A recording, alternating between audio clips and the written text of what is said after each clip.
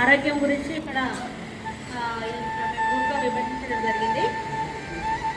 మేము గ్రామాలలో మా సర్వే చేయించి సంఘ సభ్యులందరూ గ్రామాలలో సర్వే చేయించి వారికి హెల్త్ పరంగా ఏ జబ్బు వస్తే ఏ ఆసుపత్రికి వెళ్ళాలనేది అందరికీ తెలియజేసి ఇక్కడ మేము గ్రూప్గా విభజించడం జరిగింది.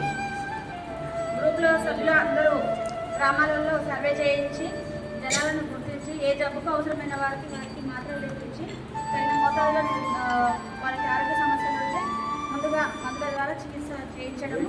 నెక్స్ట్ అంతకు మించి జబ్బులు తగ్గకపోతే వారికి ఏ అనారోగ్యం వస్తే ఏ ఆసుపత్రికి వెళ్ళాలి, ఎక్కడ వెళ్ళాలనేది సూచించడం చేస్తాము.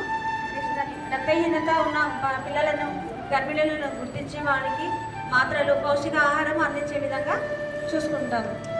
నెక్స్ట్ బుద్ధిమాంద్యత పిల్లలను సిపి సెంటర్లకు ఐడి సెంటర్లకు వెళ్ళే విధంగా వాళ్ళ తల్లిదండ్రులకు సూచనలు ఇచ్చి వాళ్ళని ఆ సెంటర్లకు పంపించే విధంగా మోటివేట్ చేస్తాము. గుడ్.